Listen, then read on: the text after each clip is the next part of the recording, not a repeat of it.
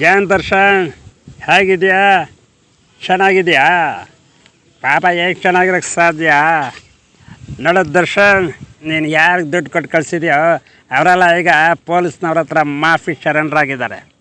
Case ಭಾಳ ಟೈಟಾಗಿದೆ ದರ್ಶನ್.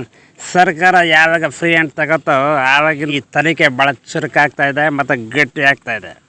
ಪೊಲೀಸ್ನವರು ಒಂದು ಕೂದಲು ಎಳೆಯಷ್ಟು ಬಿಡದೆ ತನಿಖೆನ ಇಂಚಿಂಚು ಕೂಡ ತನಿಖೆ ಮಾಡ್ತಾಯಿದ್ದಾರೆ. ಶಿಕ್ಷೆಗೆ ಪೂರಕವಾಗಿರ್ತಕ್ಕಂಥ ಒಂದು ಸಣ್ಣ ಪುಟ್ಟ ಸಾಕ್ಷಿ ಇದ್ದರೂ ಕೂಡ ಅದು ಕ್ವಿಂಟಾಲ್ ಗಟ್ಟಲೆ ಇದ್ದರೂ ಕೂಡ ಅದನ್ನು ಒಂದು ಗ್ರಾಮನಷ್ಟು ಕೂಡ ಆ್ಯಡ್ ಆಗಿರ್ಬೋದು ಅಂತಕ್ಕಂಥದ್ದನ್ನ ಪೊಲೀಸ್ನವರು ಭಾಳ ಸ್ಟ್ರಿಕ್ಟಾಗಿ ತನಿಖೆ ಮಾಡ್ತಾಯಿದ್ದಾರೆ. ಆದರೆ ಅವ್ರಿಗೆ ಚಾರ್ಜ್ ಶೀಟ್ ಕೂಡ ಭಾಳ ಟೈಟಾಗಿದೆ ಅಂತ ಅರ್ಥ ಆಯ್ತಾ? ಅಪ್ಲಿಕೇಶನು ಸ್ಟ್ಯಾಂಡಪ್ ಆಗಿ ಗಟ್ಟಿಯಾಗಿ ಹೋಗ್ಬೇಕಾದ್ರೆ ವಾದ ಮಾಡಬೇಕಾದ್ರೆ ಚೆನ್ನಾಗಿ ಮಾಡಬೇಕು. ಆ ವಾದ ಮಾಡಬೇಕಾದ್ರೆ ಒಂದು ಹೈ ಪ್ರೊಫೈಲ್ ಕೇಸು ನ್ಯಾಯದ ಮೇಲೆ ಒಂದು ಒತ್ತಡ ಹಾಕ್ತಾರೆ. ಇದೆಲ್ಲ ನನಗೆ ಅರ್ಥ ಆಗುತ್ತೆ ಬಿಡ. ನೋಡ, ನನಗೆ ಈ ಕೇಸಲ್ಲಿ ನನ್ನ ಸಣ್ಣ ಪುಟ್ಟ ವಕೀಲರು ಇಟ್ಕೊಂಡ್ರೆ ವಾದ ಮಾಡಿದ್ರೆ ಸಾಲಲ್ಲ. ಅದಕ್ಕೇನು ಮಾಡಬೇಕು? ದೊಡ್ಡ ನಾಮಿನಿ ಇರ್ತಕ್ಕಂಥ ಒಂದು ವಕೀಲನ ನಂಬಿಕೆ ಮಾಡ್ಕೊಂಡು ಇದರ ಬಗ್ಗೆ ವಾದ ಮಾಡಬೇಕು. ನಾನು ಹೇಳ್ದ ಕಂಡೀಷನ್ಗೆ ನೀನು ಒಪ್ಕೊಂಡ್ರೆ ನಾನು ಹೊರಗಡೆ ಇದ್ದ ನಿನಗೆ ಏನು ಸಹಾಯ ಮಾಡಬೇಕು ಅದನ್ನೆಲ್ಲ ಸಹಾಯ ಮಾಡಿಕೊಡ್ತೀನಿ. ಆ ಕಂಡೀಷನ್ ಏನಪ್ಪ ಅಂತಂದರೆ, ಏನು ಮುಂದೆ ನೀನು ಪವಿತ್ರ ಗೌಡ ಸಹವಾಸ ಬಿಡಬೇಕು, ಸೋಮನ ವಿಜಯಲಕ್ಷ್ಮಿ ಜೊತೆ ಸಂಸಾರ ಮಾಡಿಕೊಂಡು ಹೋಗಬೇಕು. ಈ ಕಂಡೀಷನ್ಗೆ ನೀನು ಒಪ್ಕೊಂಡ್ರೆ ಒಪ್ಕೋಬೋದು. ಇಲ್ಲ ನಾನು ಹೊರಗಡೆಯಿಂದ ಏನು ಸಹಾಯ ಮಾಡಬೇಕು ಅದನ್ನು ಮಾಡ್ತೀನಿ. ಇಲ್ಲ ನನಗೆ ಪವಿತ್ರ ಗೌಡನೇ ಬೇಕು, ಅವಳೇ ಬೇಕು, ಅವಳಿಂದ ಇದನ್ನೆಲ್ಲ ಕೊಲೆ ಮಾಡಿದ್ದೀನಿ, ಕೇಸ್ ಬಂದಿನಿ, ಜೈಲಿಗೆ ಬಂದೀನಿ ಅಂತ ನನಗೆ ಹೇಳಿದ್ರೆ ಅದು ನಿನ್ನ ಕೇಸು, ನಿನ್ನ ವಾದ, ನಿನ್ನ ಇಷ್ಟ. ನೀನು ಹಾಳು ಪಾವಿಗೆ ಬಿದ್ದರೂ ಪರವಾಗಿಲ್ಲ, ಏನು ಬೇಕಾದ್ರೂ ಮಾಡ್ಕೊಂಡಿಲ್ಲ, ನನ್ನ ತಂಟಕ್ಕೆ ನೀನು ಬರಬೇಡ ಅಷ್ಟೇ. ನಾನು ಹೊರಗಡೆ ಇದ್ದು ಯಾರ್ಯಾರ ಕೈಲಿ ಏನೇನು ಸಹಾಯ ಮಾಡಿಸ್ಬೇಕು ಅದನ್ನೆಲ್ಲ ಮಾಡ್ಕೊಡ್ತೀನಿ ಅಂತ ಹೇಳ್ತೀನಿ. ಇಷ್ಟೇ ನಾನು ಹೇಳೋದು. ಓಕೆನಾ? ಸರಿನಾ? ನೋಡು ದರ್ಶನು, ನೀನು ಯಾರನ್ನ ನಂಬಿ ನಾನು ದುಡ್ಡು ಕೊಟ್ಟಿದ್ದೀನಿ, ನಾನು ಅವ್ರಿಗೆ ಅಷ್ಟು ಲಕ್ಷ ಕೊಟ್ಟಿದ್ದೀನಿ, ಇವ್ರಿಗೆ ಲಕ್ಷ ಕೊಟ್ಟಿದ್ದೀನಿ, ಇವ್ರಿಗೆ ಅಷ್ಟು ಲಕ್ಷ ಕೊಟ್ಟಿದ್ದೀನಿ ಅಂತ ನೀನು ಯಾರು ನಂಬಿ ನೀನು ಸಾಕ್ಷಿ ಸರೆಂಡರ್ ಆಗು ಪೊಲೀಸ್ನವ್ರಿಗಂತ ಹೇಳಿದ್ವಿ. ಇವತ್ತು ಅವರೆಲ್ಲರೂ ಕೂಡ ಪೊಲೀಸ್ನವ್ರ ಹತ್ರ ಮಾಫಿ ಸರೆಂಡರ್ ಆಗಿದ್ದಾರೆ. ಅದಕ್ಕೆ ನೀನು ಏನು ಮಾಡಬೇಕು? ಈ ಸರ್ಕಾರ ಅದನ್ನೇ ಒಂದು ಫ್ರೀ ಹ್ಯಾಂಡ್ ತಗೊಂಡು ಇವತ್ತು ಭಾಳ ಗಟ್ಟಿನಿಟ್ಟಾಗಿ ತನಿಖೆ ಮಾಡ್ತಾಯಿದ್ದಾರೆ. ಒಂದು ಕೂದಲು ಎಳೆಯಷ್ಟು ಬಿಡದೆ ಒಂದು ಕ್ವಿಂಟಾಲ್ಗೆ ಗ್ರಾಮನಷ್ಟು ಒಂದು ಯಾಡ್ ಮಾಡಿದ್ರೆ ಅದು ಎಷ್ಟು ಸ್ಟ್ರಾಂಗ್ ಆಗುತ್ತೆ ಅಂತಕ್ಕಂಥದ್ದು ನಿನಗೆ ಗೊತ್ತು. ಅದರಿಂದ ಈ ತನಿಖೆ ಭಾಳ ಮೇಲ್ ಸಿಕ್ಕೋದು ಭಾಳ ಕಷ್ಟ ಆಗಿದೆ. ಅಂದರೆ ಏನು ಮಾಡಬೇಕು ಅಂದರೆ ಈ ಸಣ್ಣ ಪುಟ್ಟ ವಾದದಿಂದ ಮಾಡ್ತಕ್ಕಂತಹ ಲಾಯರ್ ಕಲಿಗೆ ಆಗೋದಿಲ್ಲ. ನೀನು ನಾಮಿನಿ ಒಂದು ವಕೀಲರ ಇಟ್ಕೋಬೇಕು ಅಂತ ನಿನಗೆ ನಿನ್ನ ಕೈಲಿ ಆಗುತ್ತೆ ಜೈಲು ಕೂತ್ಕೊಂಡು. ಇಲ್ಲ, ಅದಕ್ಕೇನು ಮಾಡಬೇಕು? ನೀನು ಒಳ್ಳೆ ವಾದ ಮಾಡ್ತಕ್ಕಂಥ ಲಾಯರ್ಗಳನ್ನ ಇಟ್ಕೋಬೇಕಾದ್ರೆ ಏನು ಮಾಡಬೇಕು? ನೀನು ಹೊರಗಡೆಯವರು ಸಹಾಯ ತಗೋಬೇಕು. ಅದಕ್ಕೆ ಅವ್ರಿಗೆ ಏನು ಮಾಡ್ತಾರೆ ಅಂದರೆ ಒಂದು ಕಂಡೀಷನ್ ಹಾಕಿದ್ದಾರೆ. ಕಂಡೀಷನ್ ಏನಪ್ಪ ಅಂತಂದರೆ, ಇನ್ನು ಮುಂದಕ್ಕೆ ನೀನು ಪವಿತ್ರ ಗೌಡ ಸಹವಾಸ ಬಿಡಬೇಕು, ವಿಜಯಲಕ್ಷ್ಮಿ ಜೊತೆ ನೀನು ಸಂಸಾರ ಮಾಡ್ಕೊಂಡು ನೆಟ್ಟಿಗಿದ್ರೆ ನೀನು ಇರ್ಬೋದು. ಇಲ್ಲ ಅಂತಂದ್ರೆ ಏನು ಮಾಡೋಕ್ಕಾಗುತ್ತೆ? ಅದೇ ಊಟ, ಅದೇ ಜೈಲು, ಅದೇ ಮುದ್ದೆ ಅಂದ್ಕೊಂಡು ನೀನು ಜೈಲಲ್ಲೇ ಕುಳಿಬೇಕಾಗತ್ತೆ ಅಲ್ವಾ? ಅದಕ್ಕೆ ನೀವು ಏನು ಮಾಡಬೇಕು? ಯಾರು ಹಿರಿಕರ ಮಾತನ್ನು, ಗುರುಗಳ ಮಾತನ್ನು ಕೇಳಬೇಕು. ಅದಕ್ಕೆ ನಿನ್ನ ಸಂಸಾರ ಚೆನ್ನಾಗಿರ್ತಪ್ಪ, ಅಷ್ಟು ಮಾತ್ರ ಹೇಳಬಲ್ಲೆ. ನೋಡು ದರ್ಶನ್, ನೀನು ಯಾರನ್ನು ನಂಬಿ ದುಡ್ಡು ಕೊಟ್ಟು ಅವ್ರನ್ನೆಲ್ಲ ಮುಗಿಸ್ಬಿಡು ಅಂತ ನೀನು ಹೇಳಿದ್ಯೋ, ಈಗ ಅವರೆಲ್ಲ ಪೊಲೀಸ್ನವ್ರ ಹತ್ರ ಮಾಫಿ ಸರೆಂಡರ್ ಆಗಿದ್ದಾರೆ. ಅದಕ್ಕೆ ಏನು ಮಾಡಬೇಕು ಅಂತಂದರೆ, ಇವತ್ತು ಪೊಲೀಸ್ನವರು ಭಾಳ ಟೈಟಾಗಿ ತನಿಖೆ ಮಾಡ್ತಾಯಿದ್ದಾರೆ. ಒಂದು ಕೂದಲು ಎಳೆಯಷ್ಟು ಕೂಡ ಬಿಡದೆ, ಭಾಳ ಎಳ್ಳಷ್ಟು ಬಿಡದೆ ಭಾಳ ಟೈಟಾಗಿ ತನಿಖೆ ನಡೀತದೆ. ಇದರಿಂದ ನನಗೆ ಬೇಲ್ ಸಿಕ್ಕೋದು ಭಾಳ ಕಷ್ಟ ಅಂತ ಹೇಳ್ತಾ ಇದ್ದಾರೆ. ಅದಕ್ಕೆ ನಿನಗೆ ಸಣ್ಣ ಪುಟ್ಟ ಲಾಯರಿಂದ ವಾದ ಮಾಡಿದ್ರೆ ಸರಿಯಿಲ್ಲ, ಇದಕ್ಕೆ ನ್ಯಾಮಿಲಿ ಲಾಯರ್ನ ಹಾಕೋಬೇಕು ಅಂದ್ಕೊಂಡು ಹೊರಗಡೆ ಹೇಳ್ತಾ ಇದ್ದಾರೆ. ಅದಕ್ಕೆ ನಿನಗೆ ಹೊರಗಡೆ ಸಹಾಯ ಬೇಕು ಅಂತಂದರೆ ಏನು ಮಾಡಬೇಕು ಅಂತಂದರೆ, ಕೆಲವೊಂದು ನಿಬಂಧನೆಗಳನ್ನು, ಷರತ್ತುಗಳನ್ನು ಹಾಕಿದ್ದಾರೆ. ಅದು ಷರತ್ತು ಏನಪ್ಪ ಅಂತಂದರೆ, ನೀನು ಇನ್ನು ಮುಂದಕ್ಕೆ ಪವಿತ್ರ ಗೌಡ ಸಹವಾಸ ಬಿಟ್ಟು ವಿಜಯಲಕ್ಷ್ಮಿ ಜೊತೆ ಸಂಸಾರ ಮಾಡ್ಕೊಂಡಿದ್ರೆ ನಿನಗೆ ಒಳ್ಳೆಯದು. ಈಗ ನೀನು ಒಪ್ಪಿಗೆ ಕೊಟ್ಟರೆ ಹೊರಗಡೆ ನಿಂತ್ಕೊ, ಯಾರ್ಯಾರ ಹತ್ರ ಸಹಾಯ ಮಾಡಿಸ್ಬೇಕು ಅದನ್ನೆಲ್ಲ ಮಾಡಿಸ್ತಾ ಇದ್ದಾರೆ. ನೀನೇನಾದರೂ ಪವಿತ್ರ ಗೌಡ ಸಹವಾಸ ಮತ್ತೆ ಮಾಡ್ತೀನಿ ಅಂತಂತ ಹೇಳಿದ್ರೆ ನೀನು ಸರಿ ಇಲ್ಲ, ನಿನ್ನ ಸಂಸಾರನೂ ಸರಿಯಾಗಕ್ಕಿಲ್ಲ, ಮತ್ತೆ ಜೈಲಿಗೆ ಕುಳಿಬೇಕಾಗತ್ತೆ.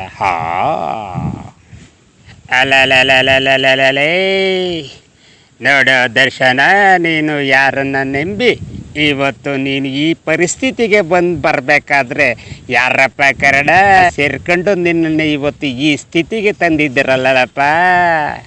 ಅದಕ್ಕೆ ಇವತ್ತು ಪೊಲೀಸ್ನವರು ಒಂದೊಂದು ಇಂಚು ಕೂಡ ಬಿಡದೆ ತನಿಖೆ ಮಾಡ್ತಾ ಇದ್ದಾರಕ್ಕಪ್ಪ. ಸರ್ಕಾರನೇ ಇದಕ್ಕೆ ಫ್ರೀ ಹ್ಯಾಂಡ್ ಕೊಟ್ಟು ಕೇಸನ್ನು ಭಾಳ ಸ್ಟ್ರಾಂಗ್ ಮಾಡಿಬಿಟ್ಟಿದ್ದಾರೆ ಕಣ್ರಪ್ಪ. ಅದಕ್ಕೆ ನೀನೇನು ಮಾಡಬೇಕು ಅಂತಂದರೆ, ನೀನು ಸಣ್ಣ ಪುಟ್ಟ ವಾದದಿಂದ ಇದನ್ನು ಮಾಡೋದಕ್ಕೆ ಆಗೋದಿಲ್ಲ. ಇದಕ್ಕೆ ಒಬ್ಬ ನಾಮಿನಿ ಲಾಯರ್ನ ಇಟ್ಕೋಬೇಕು ಅಂತ ಹೇಳ್ತಾ ಇದ್ದಾರೆ. ಅದಕ್ಕೆ ನೀ ಏನು ಮಾಡಬೇಕು ಅಂತಂದರೆ, ಹೊರ್ಗಡೆಯಿಂದ ಲಾಯರ್ನ ಕರೆಸ್ಬೇಕು ಕಣಪ್ಪ. ಇಲ್ಲ ಅಂತಂದರೆ ಕೇಸು ಗೊತ್ತಾ ಹೊಡಿತದೆ ಕಣಪ್ಪ. ಅದಕ್ಕೆ ನೀನು ಒಂದು ಷರತ್ತನ್ನು ಹಾಕಿದ್ದಾರೆ ಕಣಪ್ಪ. ಆ ಷರತ್ತು ಏನಪ್ಪ ಅಂತಂದರೆ, ಇನ್ನು ಮುಂದಕ್ಕೆ ನೀನು ಏನಾದರೂ ಪವಿತ್ರ ಗೌಡ ಸಹವಾಸ ಮಾಡಿದ್ರೆ ನಿನಗೆ ಭಾಳ ಕಷ್ಟ ಆಗುತ್ತೆ. ಅದಕ್ಕೆ ನೀನು ವಿಜಯಲಕ್ಷ್ಮಿ ಜೊತೆ ಸಂಸಾರ ಮಾಡಿಕೊಂಡು ನೆಟ್ಟಿಗೆ ಹೋದರೆ ನಿನಗೆ ಬೇಲ್ ಸಿಗೋ ಲಕ್ಷಣ ಎಲ್ಲ ಕಾಣ್ತಿದೆ ಕಣಪ್ಪ. ಜೈ ಶಾಂಬೋಲಿಂಗ, ಶಿವನೇ ಶಾಂಬೋಲಿಂಗ. ಮನುಷ್ಯನಿಗೆ ಎರಡು ಸಂದರ್ಭದಲ್ಲಿ ಮಾತಾಡೋದು ಬಹಳ ಕಷ್ಟವಾಗುತ್ತೆ. ಒಂದು ಸಂತೋಷ ಆದಾಗ, ಇನ್ನೊಂದು ದುಃಖ ಆದಾಗ. ಎಲ್ಲಿ ಹೋದಪ್ಪ ನಿಮ್ಮ ರಾಜ್ಕುಮಾರ? ನಿಮ್ಮ ರಾಜ್ಕುಮಾರ ಇಲ್ಲೇ ಯಾರು ಕಲೆಗೆ ಕಲಾವಿದರಿಗೆ ಪ್ರೋತ್ಸಾಹ ಕೊಟ್ಟು ಚಪ್ಪಾಳೆ ತಟ್ತಿರೋ ಅಲ್ಲಿ ಒಬ್ಬೊಬ್ಬ ಕಲಾವಿದ ಇರ್ತಾನೆ. ಹಾಗೆ ಈ ದರ್ಶನ್ ವಿಷಯದಲ್ಲೂ ಕೂಡ ಹಾಗೆ. ಪಾಪ ಯಾವ ರೀತಿ ಇದ್ದವನು ಈ ಮಟ್ಟಕ್ಕೆ ಬರಬೇಕಾದ್ರೆ ಕಾರಣ ಯಾರು? ಒಂದು ಹೆಣ್ಣು. ಆ ಹೆಣ್ಣಿಗೆ ನೀನು ಒಂದು ಸ್ವಲ್ಪ ಸಮಾಧಾನವಾಗಿ ಒಂದು ಇತ್ಯರ್ಥ ಮಾಡ್ಕೊಂಡಿದ್ರೆ ಎಲ್ಲ ಕೂದಲೆಯಲ್ಲಿ ಹೋಗ್ತಕ್ಕಂಥ ಕೆಲಸನ ಕೊಟ್ಟಲ್ಲಿ ಮಾಡ್ಕೊಂಡೆ ಇಲ್ಲಪ್ಪ ದರ್ಶನ. ಅದಕ್ಕೆ ಹಿರಿಕರು ಹೇಳ್ತಾರೆ, ಯಾವತ್ತೂ ಕೂಡ ದುಡ್ಕಕ್ಕೆ ಹೋಗ್ಬಾರ್ದು ಅಂತ ಹೇಳ್ತಾರೆ. ಈಗ ಈ ಸರ್ಕಾರನೇ ಒಂದು ಫ್ರೀ ಹ್ಯಾಂಡಾಗಿ ತಗೊಂಡೋಗಿ ಈ ಕೇಸನ್ನು ಭಾಳ ಗಟ್ಟಿಯಾಗಿ ಮಾಡ್ತಾ ಇದ್ದಾರೆ. ಅದಕ್ಕೆ ಈ ಬೇಲು ಗೀಲು ಎಲ್ಲ ಸಿಕ್ಕೋದು ಭಾಳ ಕಷ್ಟ ಅಂತ ಹೇಳ್ತಾ ಇದ್ದಾರೆ. ಯಾಕಂದರೆ ಇದು ಭಾಳ ಈ ಒಂದು ಶಿಕ್ಷೆಗೆ ಪೂರಕವಾಗಿರ್ತಕ್ಕಂಥ ಒಂದು ಸಣ್ಣ ಪುಟ್ಟ ಸಾಕ್ಷಿ ಇದ್ದರೂ ಕೂಡ ಅದನ್ನು ಪೊಲೀಸರು ಭಾಳ ಸ್ಟ್ರಾಂಗಾಗಿ ಸ್ಟಡಿ ಮಾಡ್ತಾ ಇದ್ದಾರೆ. ಅದಕ್ಕೆ ನೀವೇನು ಮಾಡಬೇಕು ಅಂತಂದರೆ, ಈ ಒಂದು ಸಣ್ಣ ಪುಟ್ಟ ಈ ಒಂದು ಲಾಯರ್ಗಳಿಂದ ಈ ವಾದವನ್ನು ಮಾಡೋದಕ್ಕಾಗೋದಿಲ್ಲ. ಅದಕ್ಕೆ ಹೊರಗಡೆ ಇರ್ತಕ್ಕಂಥ ನಾಮಿನಿ ಲಾಯರನ್ನು ನೀವು ಆಯ್ಕೆ ಮಾಡ್ಕೋಬೇಕು ಅಂತ ಹೇಳ್ತಾ ಇದ್ದಾರೆ. ಅದಕ್ಕೇನು ಮಾಡಬೇಕು? ಹೊರಗಡೆಯವರ ಸಹಾಯ ನೀವು ತಗೊಳ್ಳೇಬೇಕು. ಅದಕ್ಕೆ ಒಂದು ಷರತ್ತಾಗಿದ್ದಾರಪ್ಪ. ಆ ಷರತ್ತು ಏನಂತ ಗೊತ್ತಾ? ಇನ್ನು ಮುಂದಕ್ಕೆ ನೀನು ಯಾವುದೇ ಕಾರಣಕ್ಕೂ ನೀನು ಪವಿತ್ರ ಗೌಡ ಅವರ ಸಹವಾಸ ಮಾಡಬಾರ್ದು. ಸರಿಯಾಗಿ ವಿಜಯಲಕ್ಷ್ಮಿ ಅವ್ರ ಜೊತೆ ನೀನು ಸಂಸಾರ ಮಾಡಬೇಕು. ನಿನ್ನ ಸಂಸಾರ ಚೆನ್ನಾಗಿರ್ಬೇಕಾದ್ರೆ ನೀನು ಮಾಡಬೇಕು?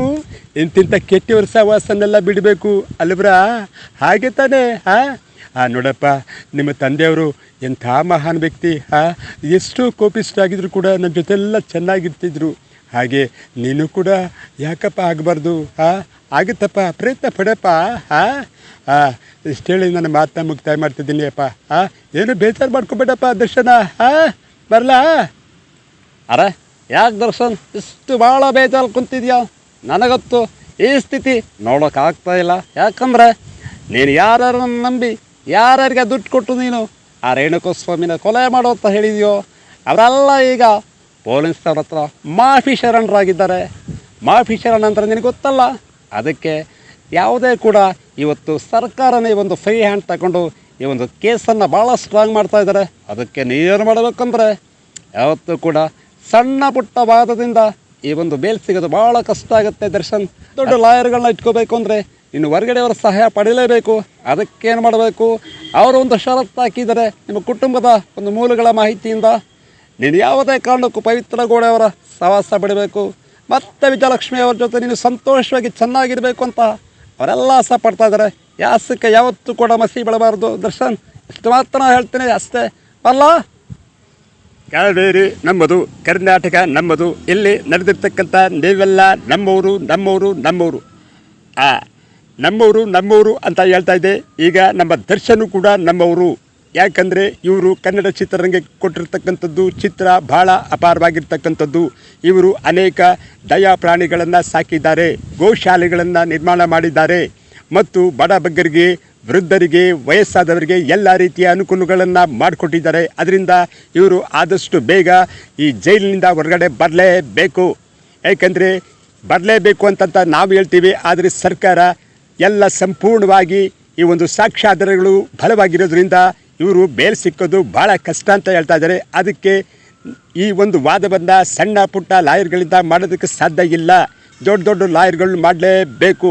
ಮಾಡೋದಕ್ಕೆ ಒಂದು 2 ಷರತ್ತುಗಳಿದೆ. ಆ ಷರತ್ತು ಏನಪ್ಪ ಅಂತಂದರೆ, ನೀನು ಇನ್ನು ಮುಂದಕ್ಕೆ ಯಾವುದೇ ಕಾರಣಕ್ಕೂ ಪವಿತ್ರ ಗೌಡವರ ಸಹವಾಸ ಮಾಡಬಾರ್ದು. ನೆಟ್ಗ ನೀನು ವಿಜಯಲಕ್ಷ್ಮಿಯವರ ಜೊತೆ ಸಂಸಾರ ಮಾಡ್ಕೊಂಡು ಹೋಗಬೇಕು. ಇಲ್ಲ ನಾನು ಪವಿತ್ರ ಗೌಡ ಸಾವಾಸನೆ ಮಾಡಿಕೊಂಡು ಜೈಲೇ ಇರ್ತೀನಿ ಅಂತಂದರೆ ಅದಕ್ಕೆ ನಿನ್ನ ಹಣೆಬರ ಪಾಳು ಬಾವಿಗಾರ ಬೀಳು ಇಲ್ಲ ಎಲ್ಲಿಗಾರ ಬೀಳು ಅಂತ ಹೇಳ್ತಾ ಎಲ್ಲರಿಗೂ ಒಳ್ಳೆಯದಾಗಲಿ, ನಿನಗೂ ಒಳ್ಳೆಯದಾಗಲಿ. ಬೇಗ ಆದಷ್ಟು ನೀನು ಜೈಲಿಂದ ಹೊರಗಡೆ ಬರಲೇಬೇಕು ಅಂತ ನಾನು ಆ ತಾಯಿ ಚಾಮುಂಡೇಶ್ವರನ ಪ್ರಾರ್ಥನೆ ಮಾಡ್ಕೊತೀನಿ. ಎಲ್ರಿಗೂ ನಮಸ್ಕಾರ. ಏನಣ್ಣ ದರ್ಶನ ಅಣ್ಣ, ಚೆನ್ನಾಗಿದೆ ಅಣ್ಣ. ನಮಗೆ ಒಂದು ವಿಷಯ ಅರ್ಥ ಆಗ್ತಾ ಇಲ್ಲಣ್ಣ. ನೀವು ಭಾಳ ಅಚ್ಚ ಆದ್ಮಿ ಇದ್ದವರು. ನೀವು ಹೀಗೆ ಒಂದು ಹೆಣ್ಣಿನ ವಿಷಯಕ್ಕೆ ನೀವು ಹೋಗಿಬಿಟ್ಟು ಅಲ್ಲಿ ಪವಿತ್ರ ಗೌಡಗೆ ನೀವು ಆ ಥರ ಮಾತನ್ನ ಕೇಳಿಬಿಟ್ಟು ನೀವು ನಿಮ್ಮ ಸಂಸಾರನ ಹಾಳು ಮಾಡ್ಕೊಬಿಟ್ರಲ್ಲಣ್ಣ. ಅದಕ್ಕೆ ಹೇಳೋದು, ರೋಗಿ ಬಯಸಿದ್ದು ಹಾಲು ಅನ್ನ, ವೈದ್ಯ ಹೇಳಿದ್ದು ಹಾಲು ಅನ್ನಂತ. ಅದಕ್ಕೆ ನೀವು ಯಾವತ್ತೂ ಕೂಡ ಈ ಥರ ಮಾಡಿದವರಲ್ಲ. ಆದರೆ ನೀವು ದುಡುಕದ್ದು ಭಾಳ ತಪ್ಪಾಗತ್ತಣ್ಣ. ನೋಡಿ ಅಕ್ಕ, ನೋಡಿ ಅಕ್ಕನ ಮುಖ ನೋಡಿ. ಭೂಮಿ ತೂಕದ ಹೆಣ್ಣು ವಿಜಯಲಕ್ಷ್ಮಿ ಅವರು ನಿಮ್ಮ ಹೆಂಡತಿ. ಅವ್ರ ಮುಖ ನೋಡೋಣ. ನಿಮ್ಮ ಮಗ ವಿನೂಶ್ ಅವ್ರ ಮುಖ ನೋಡೋಣ. ನಿಮಗೇನು ಮನಸ್ಸು ಇಲ್ವಣ್ಣ? ಮನಸ್ಸು ಕರಗ್ತಾ ಇಲ್ವಣ್ಣ? ಎಲ್ಲ ದರ್ಶನ್ ಬಾಯ್, ನಾನು ಒಂದು ವಿಷಯ ಹೇಳ್ತೀನಿ ಕೇಳಿ ದರ್ಶನ್ ಬಾಯ್. ಯಾವುದೋ ಒಂದು ಹೆಣ್ಣಿನಿಂದ ಹೋಗಿಬಿಟ್ಟು ನಿಮ್ಮ ಸಂಸಾರನೇ ಸರ್ವನಾಶ ಮಾಡ್ಕೋತಿದ್ದೀರಲ್ಲಣ್ಣ. ನಮ್ಮದು ಯಾವತ್ತೂ ಕೂಡ ಈ ಭಾರತ ದೇಶದೊಳಗೆ ಹೆಣ್ಣಿಗೆ ಗೌರವ ಕೊಡೋದು ನಿಜ. ಏನು ರೇಣುಕಾ ಸ್ವಾಮಿ ಮಾಡಿದ್ದು ಸರಿ ಅಂತ ನಾನು ಹೇಳೋಕ್ಕಿಲ್ಲಣ್ಣ. ಅವನು ಮಾಡಿದ್ದು ತಪ್ಪೈತೆ, ನೀವು ಮಾಡಿದ್ದು ತಪ್ಪೈತೆ. ಆ ತಪ್ಪು ಗಿಪ್ಪು ಎಲ್ಲ ನೋಡ್ಕೊಳ್ಳೋದಕ್ಕೆ ಅಲ್ಲ ಒಬ್ಬ ಮೇಲೆ ಇದ್ದಾನೆ. ಅದಕ್ಕೆ ನೀವೇನು ಮಾಡಬೇಕು, ನೀವು ಜೈಲಿಂದ ಹೊರಗಡೆ ಬರಬೇಕಾದ್ರೆ ಈಗ ಕೇಸ್ಗಳು ಸ್ಟ್ರಾಂಗ್ ಆಗಿಬಿಟ್ಟಿದ್ದಾಣ. ಅದಕ್ಕೆ ಬಿಟ್ಟು ಗಟ್ಟಿಯಾಗಿಬಿಟ್ಟು ನಿಮಗೆ ಬೇಲ್ ಸಿಗೋದು ಭಾಳ ಕಷ್ಟ ಆಗ್ತಾಯಿದ್ದಣ್ಣ. ಅದಕ್ಕೆ ನೀವೇನು ಮಾಡಬೇಕು, ನೆಟ್ಟಿಗೆ ನೀವು ವಿಜಯಲಕ್ಷ್ಮಿ ಅವ್ರ ಜೊತೆ ಸಂಸಾರ ಮಾಡಬೇಕು. ಪವಿತ್ರ ಗೌಡ ಜೊತೆ ಸಹವಾಸ ಸೇರಿಬಿಟ್ಟು ನಿಮಗೆ ಹೊರಗಡೆಯವರು ಯಾರು ಎಲ್ಪ್ ಮಾಡೋದಕ್ಕಿಲ್ಲ. ಅಷ್ಟೇ ಅಣ್ಣ ನಾ ಹೇಳೋದು. ಎಲ್ಲ ನೋಡ್ಕೊತಾನೆ ಬಿಡೋಣ, ಎಲ್ಲ ಒಳ್ಳೇದಾಗುತ್ತೆ. ಎಲ್ಲ ನೋಡ್ಕೊತಾನೆ ಬಿಡೋಣ. ನಮಸ್ಕಾರ ಅಣ್ಣ.